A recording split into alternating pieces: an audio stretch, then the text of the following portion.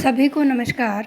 मैं इंदु आर्य, सह आचार्य समाजशास्त्र, राजकीय महिला महाविद्यालय झुंझुनू। आज के इस वीडियो में हम दुर्खीम के श्रम विभाजन के सिद्धांत में के बारे में चर्चा करेंगे। और इससे पूर्व वाले वीडियो में हमने डिस्कस किया था श्रम विभाजन के सामाजिक कारकों के बारे में। आज हम डिस्कस करेंगे श्रम विभाजन की प्रक्रिया तथा उसका प्रभाव। श्रम विभाजन की प्रक्रिया की चर्चा करते हुए दुर्खीम ने बताया कि श्रम विभाजन समाजों के आकार तथा घनत्व के प्रत्यक्ष अनुपात में बढ़ता है एवं सामाजिक विकास की दशा में यदि इसमें निरंतर वृद्धि होती है तो इसका तात्पर्य भी यही है कि उन समाजों के आकार तथा घनत्व में नियमित रूप से वृद्धि हो रही है। इस कथन से स्पष्ट होता है कि जैसे जैसे समाज का आकार और जनसंख्या का घनत्व बढ़ता है वैसे वैसे व्यक्तियों के बीच अधिक संपर्क स्थापित होने लगता है। जब अधिक व्यक्ति एक दूसरे से संपर्क में आते हैं तब इससे न केवल उनके बीच प्रतियोगिता बढ़ती है बल्कि अस्तित्व के लिए संघर्ष की दशा भी उत्पन्न हो जाती है। दुर्खीम ने सामाजिक नैतिकता को महत्व देते हुए स्पष्ट किया कि व्यक्ति संघर्ष से बचना चाहता है जिसके लिए वह शांतिपूर्ण रास्ता खोजने लगता है। इस शांतिपूर्ण खोज अथवा समाधान को दुर्खीम ने सामाजिक विभेदीकरण के नाम से संबोधित किया है। सामाजिक विभेदीकरण एक ऐसा तरीका है जिसके अंतर्गत सभी व्यक्ति एक दूसरे से भिन्न भिन्न कार्यों के आधार पर अनेक समूहों में विभाजित हो जावें। जब सामाजिक विभेदीकरण में वृद्धि होती है तब एक व्यक्ति की प्रतियोगिता समाज के सभी व्यक्तियों से नहीं होती बल्कि वह केवल उन्हीं लोगों से प्रतियोगिता करता है जो उसी के समान व्यवसाय में लगे हों। जैसे सामाजिक विभेदीकरण विकसित हो जाने पर एक राजनीतिज्ञ की प्रतियोगिता केवल दूसरे राजनीतिज्ञों से होती है, डॉक्टर की प्रतियोगिता अन्य डॉक्टर्स से होती है, व्यापारियों की प्रतियोगिता केवल व्यापार करने वाले व्यक्तियों से ही होती है। इस प्रकार दुर्खीम ने यह स्वीकार किया कि श्रम विभाजन अस्तित्व के लिए होने वाले संघर्ष का परिणाम है। दुर्खीम ने स्पष्ट किया कि श्रम विभाजन की प्रक्रिया के आधार पर ही समाज में विभिन्न परिवर्तन होते हैं।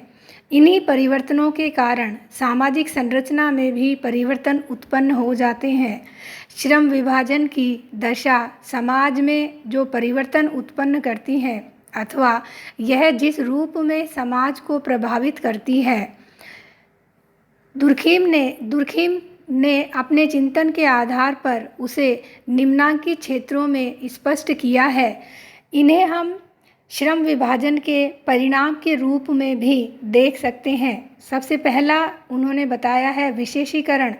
दुर्खीम का कथन है कि समाज में जैसे जैसे श्रम विभाजन बढ़ता है व्यक्तियों में विशेषीकरण बढ़ने लगता है। दूसरे शब्दों में यह कहा जा सकता है कि श्रम विभाजन तथा विशेषीकरण समानुपातिक है तथा उनके बीच एक सकारात्मक संबंध है। श्रम विभाजन के अंतर्गत प्रत्येक व्यक्ति एक विशेष कार्य के द्वारा ही आजीविका उपार्जित करता है। लंबी अवधि तक एक विशेष कार्य करते रहने के कारण उस कार्य में व्यक्ति विशेष कुशलता अर्जित कर लेता है।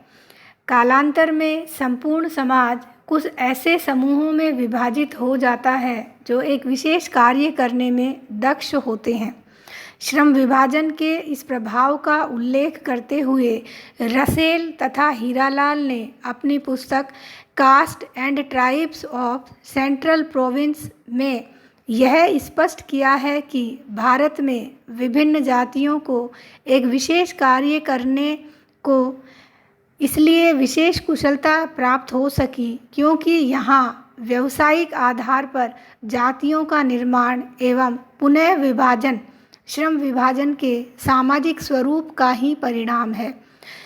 लगातार कुछ समय तक एक जाति जब उसी कार्य को करती रहती है तो उसे उसमें विशेषीकरण हासिल हो जाता है।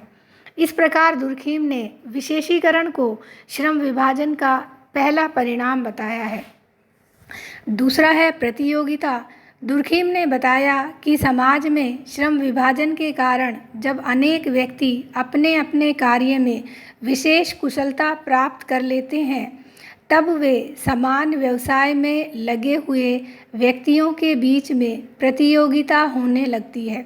दुर्खीम का मत है कि श्रम विभाजन के कारण प्रत्येक व्यक्ति की सभी दूसरे व्यक्तियों से प्रतियोगिता नहीं होती, बल्कि यह प्रतियोगिता केवल उन्हीं व्यक्तियों तक सीमित रहती है जो समान व्यवसाय के द्वारा आजीविका उपार्जित करते हैं। एक ही व्यावसायिक वर्ग से संबंधित लोगों के बीच प्रतियोगिता होने से प्रत्येक व्यक्ति न केवल अपने कार्य के महत्व को समझने लगता है, बल्कि वह अपने व्यवसाय की प्रगति के लिए भी विशेष योगदान देने लगता है। इसका तात्पर्य है कि प्रतियोगिता श्रम विभाजन का एक ऐसा परिणाम है जो व्यावसायिक प्रगति के लिए आवश्यक है। तीसरा दुर्खीम ने बताया है कार्य का महत्व। प्रतियोगिता में वृद्धि होने से प्रत्येक व्यक्ति की अपने कार्य के प्रति रुचि बढ़ती है। इस आधार पर दुर्खीम ने बताया कि श्रम विभाजन वह प्रक्रिया है जो समाज में कार्य के महत्व को बढ़ाती है। समाज में एक वर्ग विशेष के लोगों द्वारा जो कार्य किया जाता है उस कार्य को दूसरे लोग नहीं कर सकते। इससे समाज में न केवल प्रत्येक वर्ग द्वारा किया जाने वाला कार्य महत्वपूर्ण हो जाता है, बल्कि श्रम के प्रति व्यक्ति की निष्ठा भी बढ़ने लगती है, क्योंकि वह अपनी रुचि से उस कार्य को कर रहा है। इसीलिए व्यक्ति की श्रम के प्रति निष्ठा बढ़ती चली जाती है। चौथा दुर्खीम ने बताया है पारस्परिक निर्भरता। श्रम विभाजन के परिणाम स्वरूप समाज में अनेक व्यावसायिक वर्ग अथवा खंडों का निर्माण होता है। श्रम विभाजन से पहले एक व्यक्ति अपनी आवश्यकता से संबंधित सभी कार्यों को स्वयं करता है, लेकिन श्रम विभाजन होने से प्रत्येक व्यक्ति दूसरे लोगों के कार्यों पर अधिक से अधिक निर्भर होने लगता है।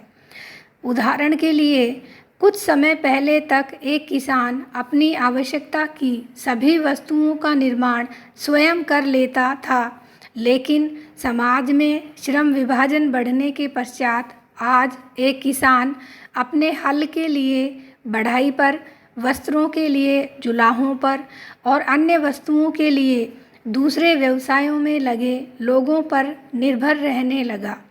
इस दशा को दुर्खीम ने सावयवी एकता कहा है। दुर्खीम का विचार है कि समाज में जैसे जैसे श्रम विभाजन का स्तर बढ़ता है, वैसे वैसे लोगों में सावयवी एकता बढ़ती जाती है। इस प्रकार दुर्खीम ने श्रम विभाजन के जो परिणाम बताए हैं उनमें पहले 4 हैं, ये जो हमने अभी डिस्कस किए हैं: विशेषीकरण, प्रतियोगिता, कार्य का महत्व और पारस्परिक निर्भरता। आज के वीडियो में बस इतना ही। धन्यवाद।